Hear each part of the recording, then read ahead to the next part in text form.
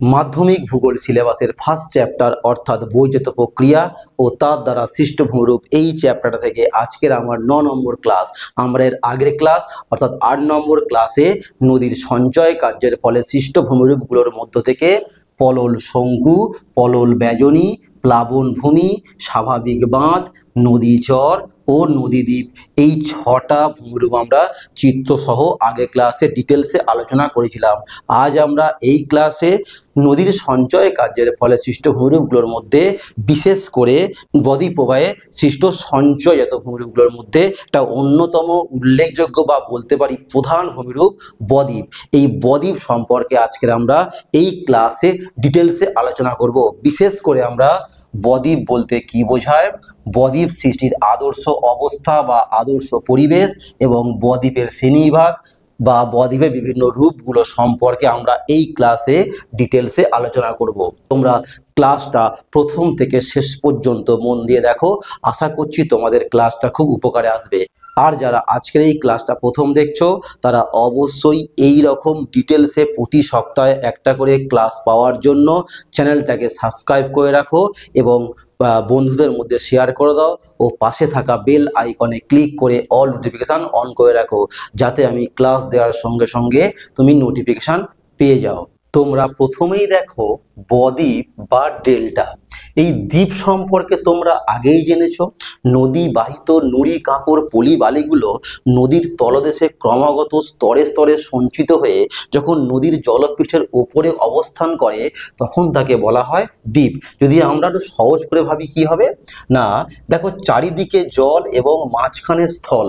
এই চারিদিকে জল এবং মাঝখানে স্থলভাগ অবস্থান করলে এই মাঝখানে স্থলভাগটাকে কিন্তু বলা হবে দ্বীপ। আর এই দ্বীপের আকৃতি যদি মাত্রাহীন ব, আমাদের বাংলা অক্ষর যে আছে সেই মাত্রাহীন ব বা যদি ত্রিভুজের আকার ধারণ করে তখন তাকে বলা হবে বদ্বীপ। দেখি আমরা আরো ব্যাপারটা বুঝি। দেখো গ্রিক ঐতিহাসিক হেরোডোটাস নীল নদের মোহনায় 3 কোণা আকৃতি নদীর সঞ্চয়জাত ভূমিকে গ্রিক অক্ষর ডেল্টার সাথে তুলনা করে ডেল্টা নামকরণ করেন।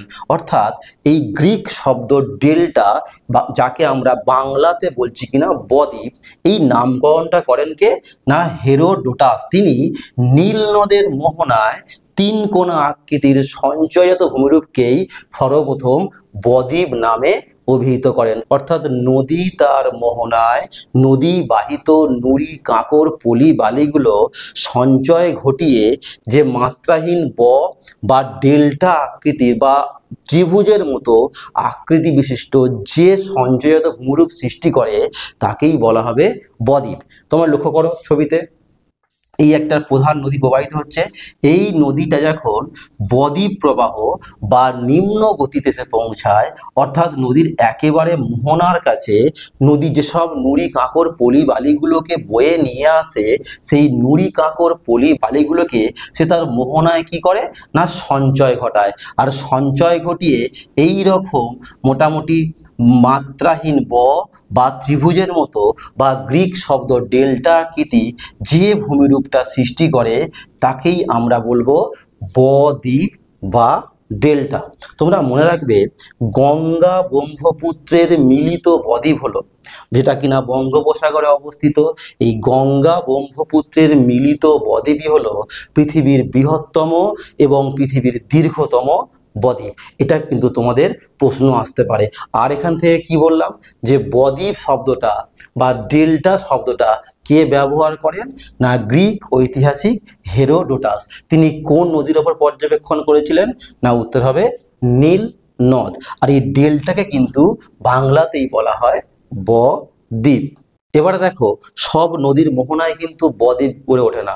আমাদের ভারতের পশ্চিমবাহী নদী নর্মদা এবং তাপ্তি নদীর মোহনায় কিন্তু বদ্বীপ গড়ে ওঠেনি, কিন্তু আমাদের পূর্ববাহী নদী যেমন গোদাবরী, কৃষ্ণা, মহানদী, কাবেরী এই সব নদীগুলোর মোহনায় কিন্তু বদ্বীপ গড়ে উঠেছে। অর্থাৎ কোনো কোনো নদীর মোহনায় বদ্বীপ গড়ে ওঠে, আবার কোনো কোনো নদীর মোহনায় বদ্বীপ গড়ে ওঠে না। অর্থাৎ বদ্বীপ গড়ে ওঠার অনুকূল ভৌগোলিক পরিবেশটা কি হবে, এখান থেকে তোমাদের মাধ্যমিকে একটা প্রশ্ন করা হয় যে সব নদীতে বদ্বীপ গড়ে ওঠে না, অথবা প্রশ্নটা ঘুরিয়ে করতে পারে বদ্বীপ গড়ে ওঠার আদর্শ বা অনুকূল শর্তগুলো বা পরিবেশগুলো আলোচনা করো। এই কোশ্চেনটা তোমাদের মাধ্যমিকে বহুবার এসছে যে বদ্বীপ গড়ে ওঠার আদর্শ বা অনুকূল শর্তগুলো বা পরিবেশগুলো বা অবস্থাগুলো উল্লেখ করো। দেখো, আমরা 1 নম্বরে কি জানবো? যদি নদীর মোহনায় জোয়ার ভাটার প্রকোপ কম হতে হবে। নদীর মোহনায় জোয়ার ভাটার প্রকোপ কম হলে সেখানে বদ্বীপ গড়ে উঠবে। দেখো, এই যে নদী যখন দেখো মোহনার কাছে আসছে, মোহনাতে এসে নদী বাহিত নুড়ি কাঁকড় পলি বালিগুলো নদীর মোহনায় কি করছে না সঞ্চয় করছে। যদি এখানে নদীতে জোয়ার ভাটা বা সমুদ্রের জোয়ার ভাটার পরিমাণটা বেশি হয়, প্রকোপটা বেশি হয়, তাহলে নদী বাহিত যে নুড়ি কাঁকড় বালিগুলো নদী এখানে সঞ্চয় ঘটাবে, সেগুলো কি হবে দূরে সরে যাবে। মানে জোয়ার ভাটার প্রকোপে সেগুলো কি হবে দূরে সরে যাবে, যার ফলে এখানে ঠিকঠাকভাবে বদ্বীপ গড়ে উঠতে পারবে না। ওই কারণে বলা হচ্ছে নদীর মোহনার কাছে জোয়ার ভাটার প্রকোপটা কম হতে হবে, তবে নদী বাহিত নুড়ি কাঁকড় পলি বালিগুলো নদীর মোহনায় সঞ্চিত হয়ে স্তরে স্তরে সঞ্চিত হয়ে বদ্বীপ গড়ে তুলতে সুবিধা হবে বা বদ্বীপ গড়ে উঠবে। 2 নম্বর পয়েন্ট কি বলা হয়েছে? নদীর স্রোতের বিপরীতে বায়ুপ্রবাহ। নদী যেদিক থেকে প্রবাহিত হয়, দেখো নদীটা এদিক থেকে প্রবাহিত হচ্ছে, নদী বাহিত নুড়ি কাঁকড় পলি বালিকে এদিকে নিয়ে আসছে। এইবার যদি নদী যেদিক থেকে প্রবাহিত হচ্ছে এর বিপরীত দিক থেকে বায়ু প্রবাহিত হয়, তবে কিন্তু কি হবে এই নদী বাহিত নুড়ি কাঁকড় বালিগুলো বায়ু দ্বারা বাধাপ্রাপ্ত হয়ে এই মোহনা অঞ্চলে কি হবে সঞ্চিত হবে, আর সঞ্চিত হয়ে বদ্বীপ সৃষ্টি করতে সুবিধা হবে। নেক্সট 3 নম্বর কারণ কি বলা হয়েছে? দেখো, মোহনা মৃদু ঢালে সমুদ্রে মিশবে। যদি নদীর মোহনা অর্থাৎ নদী তার মোহনায় যদি মৃদুভাবে মেশে, তবে সে নুড়ি কাঁকড় পলি বালিগুলোকে ওখানে সঞ্চয় করতে পারবে, আর সঞ্চয় করতে পারা মানেই সেখানে বদ্বীপ গড়ে তুলবে। আর যদি এই মোহনা খাড়া হতো তাহলে কি হতো, নদীর গতিবেগ বেড়ে যেত, নদী বাহিত নুড়ি কাঁকড় পলি বালিগুলো আর নদীর মোহনায় সঞ্চয় করতো না, যার ফলে বদ্বীপ গড়ে উঠতে পারতো না। ওই কারণে বলা হচ্ছে নদীর মোহনা মৃদু ঢালে সমুদ্রে মিশবে। নেক্সট 4 নম্বর কি বলা হচ্ছে? দেখো, নদী বাহিত বোঝার পরিমাণ বেশি হতে হবে। নদী নুড়ি কাঁকড় পলি বালিগুলো যত বেশি বয়ে নিয়ে যাবে, যত বেশি বয়ে মোহনায় নিয়ে যাবে, তত সেগুলো সঞ্চিত হবে, আর সঞ্চিত হওয়ার ফলেই কি হবে না বদ্বীপ গড়ে উঠবে। নেক্সট 5 নম্বর কি বলা হয়েছে? সমুদ্র জলের লবণতা বেশি। এটা একটা গুরুত্বপূর্ণ পয়েন্ট।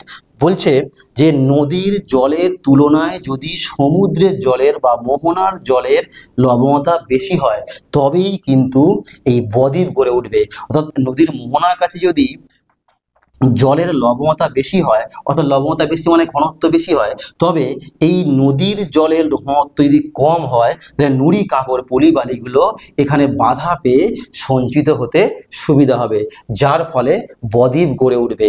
আর এই অবস্থাটাকে বলা হয় হাইপোপিগনাল। কি বলা হয় না হাইপোপিগনাল। তোমরা এটা খুব ভালো করে মনে রাখবে যে বদ্বীপ গড়ে ওঠার জন্য আদর্শ অবস্থা হলো সমুদ্র জলের লবণতা বেশি হওয়া দরকার, অথবা হাইপোপিগনাল অবস্থা হওয়ার দরকার। নেক্সট কি 6 নম্বর কি বলছে? মোহনায় নদীর স্রোত কম হতে হবে। অর্থাৎ মোহনাটা কি থাকতে হবে শান্ত হতে হবে।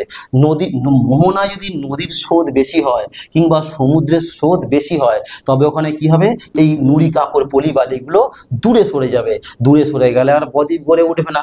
ওই কারণে বলা হচ্ছে এই মোহনায় নদীর স্রোতটা কি হতে হবে কম হতে হবে, তবে নুড়ি কাঁকড় পলি বালিগুলো ওখানে সঞ্চিত হতে সুবিধা হবে এবং বদ্বীপ গড়ে উঠবে। নেক্সট দেখো 7 নম্বর কি বলা হচ্ছে? নদীর মোহনা প্রশস্ত হওয়া দরকার। নদীর মোহনা যত চওড়া হবে, যত প্রশস্ত হবে, তত কি হবে নদী বাহিত নুড়ি কাঁকড় পলি বালিগুলো সেখানে সঞ্চিত হতে সুবিধা হবে, আর সঞ্চিত হতে সুবিধা হওয়া মানেই বদ্বীপ গড়ে উঠবে। এই কারণগুলো কিন্তু খুবই সহজ কারণ, তোমরা একবার করে দেখবে ঠিক মুখস্থ হয়ে যাবে, আর তোমরা খাতাতে পারলে সুন্দর করে লিখে নেবে। তোমাদের কিন্তু এখান থেকে একটা 3 নম্বরের প্রশ্ন করা হয় যে বদ্বীপ গড়ে ওঠার আদর্শ বা অনুকূল পরিবেশ বা বদ্বীপ গড়ে ওঠার শর্তগুলো উল্লেখ করো। আমরা এবারে বদ্বীপের শ্রেণীবিভাগ করব বা বদ্বীপের বিভিন্ন রূপগুলো সম্পর্কে আলোচনা করব। তোমাদের কিন্তু এখান থেকে একটা 3 নম্বরের প্রশ্ন করা হয় যে বদ্বীপের শ্রেণীবিভাগ করো বা বদ্বীপের বিভিন্ন রূপগুলি উল্লেখ করো। 3 নম্বরে কিন্তু প্রশ্নটা করা হয়। আচ্ছা, আকৃতি অনুসারে বদ্বীপকে মোটামুটি 4টে ভাগে ভাগ করা হয়। 1 নম্বরে বলা হচ্ছে ধনুক আকৃতি বদ্বীপ, 2 নম্বরে বলা হচ্ছে পাখির পায়ের আকৃতি বিশিষ্ট বদ্বীপ বা পাখির আঙুলের আকৃতি বিশিষ্ট বদ্বীপ, 3 নম্বরে বলা হচ্ছে খাঁড়ীয় বদ্বীপ বা ইস্টুয়ারি বদ্বীপ, আর 4 নম্বর বলা হচ্ছে করাতে দাঁতের ন্যায় আকৃতি বিশিষ্ট বদ্বীপ বা তীক্ষ্ণাগ্র বদ্বীপ বা কাসপেড বদ্বীপ। আমাদের এই 4টে বদ্বীপ সম্পর্কে এখন আলোচনা করতে হবে। তোমাদের কিন্তু এখান থেকে জাস্ট কাকে বলে আর এক্সাম্পল করলেই হবে। এই বদ্বীপগুলোর সৃষ্টি কিভাবে হয়েছে সেটা কিন্তু তোমাদের সিলেবাসে নেই, আমি ওদিকেও আলোচনা করছি না। তোমাদের সিলেবাস অনুসারে যতটুকু অংশ আছে সেটাকে আলোচনা করছি যে এই বদ্বীপগুলো কাকে বলে আর এই বদ্বীপগুলো কোন কোন নদীতে এই বদ্বীপগুলো দেখতে পাওয়া যায়। দেখো 1 নম্বর বলা হয়েছে ধনুক আকৃতি বদ্বীপ, অর্থাৎ যে বদ্বীপের আকৃতি ধনুকের মতো হয়। অর্থাৎ দেখো এইটা হচ্ছে কি সমুদ্রের দিক, সমুদ্রের দিকে যদি বদ্বীপের আকৃতি এরকম ধনুকের মতো হয় তখন তাকে কিন্তু বলা হবে ধনুক আকৃতি বদ্বীপ। শুধুমাত্র আকৃতির উপর নির্ভর করে এই শ্রেণীবিভাগটা করা হয়েছে। তাহলে তোমরা বলবে যে বদ্বীপের আকৃতি ধনুকের মতো হয় সেই বদ্বীপকে বলা হবে ধনুক আকৃতি বদ্বীপ। উদাহরণ কি আছে? নীল নদের বদ্বীপ, হোয়াংহো নদীর বদ্বীপ আর পো নদীর বদ্বীপ। তোমরা খুব ভালো করে মনে রাখবে এই নীল নদের বদ্বীপ কিন্তু এই ধনুক আকৃতি বদ্বীপের উদাহরণ, কিংবা হোয়াংহো বা পো নদীতেও কিন্তু এই ধনুক আকৃতি বদ্বীপ দেখতে পাওয়া যায়। আর আমাদের ভারতের গঙ্গা, ব্রহ্মপুত্র, মহানদী, গোদাবরী, সিন্ধু এই নদীগুলোর বদ্বীপও কিন্তু ধনুক আকৃতি বদ্বীপের উদাহরণ। এখান থেকে আমরা কি বুঝলাম বলতো? না, পৃথিবীতে যত রকমের বদ্বীপ আছে তার মধ্যে সব থেকে বেশি পরিমাণে বদ্বীপ দেখতে পাওয়া যায় বা বেশিরভাগ নদীর বদ্বীপে কিন্তু ধনুক আকৃতি বদ্বীপ। এমনকি তোমাকে যদি প্রশ্ন করা হয় ভারতের বেশিরভাগ নদীর বদ্বীপ কি আকৃতির, এটাতেও কিন্তু উত্তর হবে ধনুক আকৃতি। দেখো কতগুলো নদী, গঙ্গা, ব্রহ্মপুত্র, মহানদী, গোদাবরী, সিন্ধু সব নদীর বদ্বীপ কিন্তু এই ধনুকের মতো আকৃতি বিশিষ্ট দেখতে হয়। নেক্সট দেখো 2 নম্বর পাখির পায়ের আকৃতি বিশিষ্ট বদ্বীপ। ভেরি ভেরি ইম্পর্টেন্ট, বহুবার পরীক্ষায় এসছে যে পাখির পায়ের আকৃতি বিশিষ্ট বদ্বীপ কোন নদী দেখতে পাওয়া যায়, বা বলতে পারে মিসিসিপি নদীর বদ্বীপটা কি রকম দেখতে, পাখির পায়ের মতো। যে বদ্বীপের আকৃতি দেখো পাখির পায়ের মতো ধারণ করছে, পাখির পায়ের মতো আকৃতি বিশিষ্ট বদ্বীপকেই বলা হবে পাখির পায়ের আকৃতি বিশিষ্ট বা পাখির আঙুলের আকৃতি বিশিষ্ট বদ্বীপ। যেমন মার্কিন যুক্তরাষ্ট্রের মিসিসিপি নদীর বদ্বীপ আর আমাদের ভারতের কিন্তু এই কৃষ্ণা নদীর বদ্বীপটা হলো পাখির পায়ের আকৃতি বিশিষ্ট বদ্বীপ। খুব ভালো করে এই দুটো এক্সাম্পল মনে রাখবে। 3 নম্বর কি বলা হয়েছে? খাঁড়ীয় বদ্বীপ বা ইস্টুয়ারি বদ্বীপ। যে বদ্বীপ খাঁড়ির মধ্যে অবস্থান করে, অর্থাৎ সংকীর্ণ রূপে খাঁড়ির মধ্যে অবস্থান করে, সেই বদ্বীপটাকেই খাঁড়ীয় বদ্বীপ বলে। অর্থাৎ যে বদ্বীপ খাঁড়ি নদীর মোহনায় অর্থাৎ খাঁড়ি অঞ্চলে যদি সৃষ্টি হয় সেই সংকীর্ণ বদ্বীপটাকে বলা হবে খাঁড়ি বদ্বীপ। যেমন কি জার্মানির রাইন নদীর বদ্বীপ। নেক্সট 4 নম্বর কি বলা হয়েছে? করাতে দাঁতের ন্যায় বদ্বীপ বা তীক্ষ্ণাগ্র বদ্বীপ বা কাসপেড বদ্বীপ। যদি বদ্বীপের এই মানে সমুদ্রের দিকের অংশ এরকম করাতে দাঁতের মতো এই রকম আকার ধারণ করে তখন সেই বদ্বীপটাকে বলা হবে করাতে দাঁতের ন্যায় বদ্বীপ বা তীক্ষ্ণাগ্র বদ্বীপ বা কাসপেড বদ্বীপ। যে উদাহরণ কি আছে? ইতালির তাইবার। তবে এই 4 প্রকার বদ্বীপের মধ্যে তোমাদের অবজেক্টিভ হিসাবে এই পাখির পায়ের আকৃতি বিশিষ্ট বদ্বীপটা পরীক্ষা হলে খুব আসে, আর তার সঙ্গে সঙ্গে ধনুক আকৃতি বদ্বীপ, এই দুটো বদ্বীপের এক্সাম্পল কিন্তু খুব আসে। আর 3 নম্বরে প্রশ্ন করলে শুধু এই পয়েন্টগুলো লিখবে, সংজ্ঞাটা তো আকৃতির সঙ্গে তুলনা করা যাচ্ছে, আকৃতিতে সংজ্ঞা লিখে দেবে, মেন চাইছে উদাহরণ। তোমাদের কিন্তু এই বদ্বীপগুলো কিভাবে কেন সৃষ্টি হলো সেগুলো কিন্তু সিলেবাসে বলা নেই, সেগুলো আমি আলোচনাও করছি না। এবারে তোমরা জাস্ট জেনে রাখো যে গঠন অনুসারে বদ্বীপকে আবার 3 ভাগে ভাগ করা হয়। 1 নম্বর মৃতপ্রায় বদ্বীপ, 2 নম্বর পরিণত বদ্বীপ আর 3 নম্বর হচ্ছে কি সক্রিয় বদ্বীপ। সক্রিয় বদ্বীপ বলতে যে বদ্বীপ আজও সৃষ্টি হচ্ছে, যেমন সুন্দরবন অঞ্চলের বদ্বীপ, অর্থাৎ আমাদের যে গঙ্গা নদীর বদ্বীপ আছে, গঙ্গা নদীর বদ্বীপের শেষ পর্যায়ে অর্থাৎ সুন্দরবন অঞ্চলের বদ্বীপ। আচ্ছা, পরিণত বদ্বীপ যে বদ্বীপের গঠন কাজ প্রায় সম্পূর্ণ হয়ে গেছে, আর হওয়ার কোনো সম্ভাবনা নেই, যেমন কি আমাদের গঙ্গা বদ্বীপের মধ্যের অংশ। আর নেক্সট কি? মৃতপ্রায় বদ্বীপ, অর্থাৎ যে বদ্বীপের কাজ আজকে সম্পূর্ণ হয়েছে, যে বদ্বীপ আর সৃষ্টি কখনোই হবে না। ঠিক আছে, যেমন কি আমাদের গঙ্গা নদীর বদ্বীপের উত্তরের অংশ হচ্ছে কি মৃতপ্রায় বদ্বীপের অন্তর্গত। আজ আমি ক্লাসটা এখানেই শেষ করলাম, তোমাদের সঙ্গে দেখা হবে নেক্সট ক্লাসে।